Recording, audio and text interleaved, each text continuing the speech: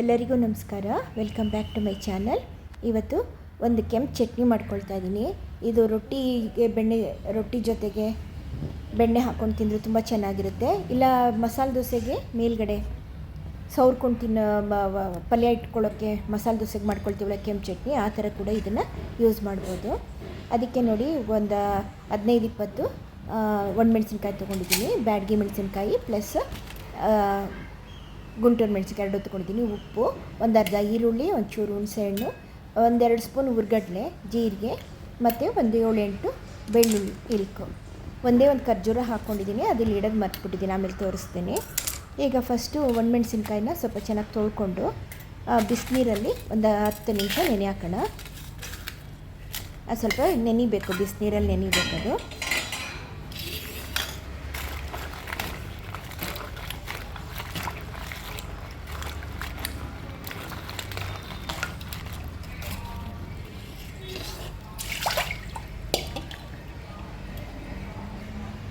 ಈಗ ನೋಡಿ ಬಿಸಿನೀರಲ್ಲಿ ನೆನೆ ಹಾಕಿದ್ದೀನಿ. ಅದನ್ನು ಒಂದು ತಟ್ಟೆ ಮುಚ್ಚಿಟ್ಬಿಡೋಣ ಒಂದು 15 ನಿಮಿಷ ತನಕ.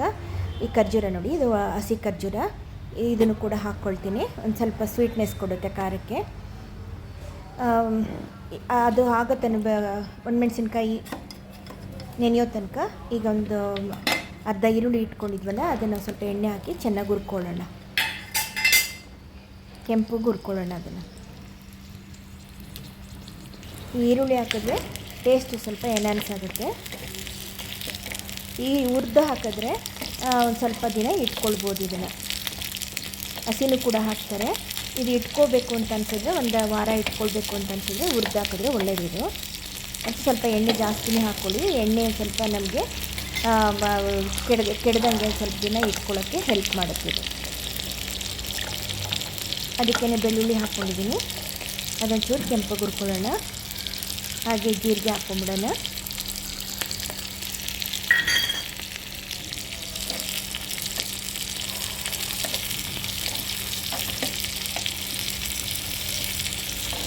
ಇದು ಕೆಂಪು ಹುರಿದ್ಮೇಲೆ ತಣ್ಣಗಾದ್ಮೇಲೆ ಮಿಕ್ಸರ್ಗೆ ಹಾಕೊಳ್ಳೋಣ.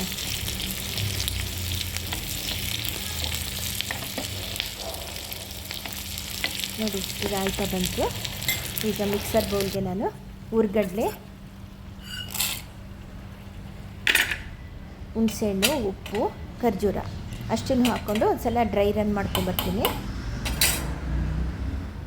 ಬೇಕಾದರೆ ಕರ್ಬೇವಿನ ಸೊಪ್ಪು ಕೂಡ ಹಾಕ್ಕೋಬೋದು.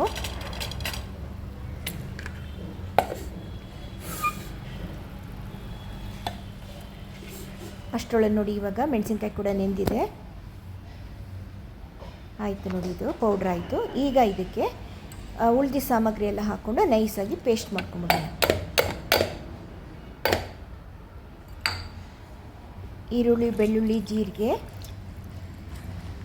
ಒಣಮೆಣಸಿನ್ಕಾಯಿ, ಉಪ್ಪು, ಹುರ್ಗಡ್ಲೆ, ಒಂಚೂರು ಹುಣಸೆಹಣ್ಣು, ಖರ್ಜೂರ, ಇದಿಷ್ಟಿದೆ ಇದರೊಳಗಡೆ. ಈಗ ಇದನ್ನು ನೈಸಾಗಿ ಪೇಸ್ಟ್ ಮಾಡ್ಕೊಂಬರೋಣ.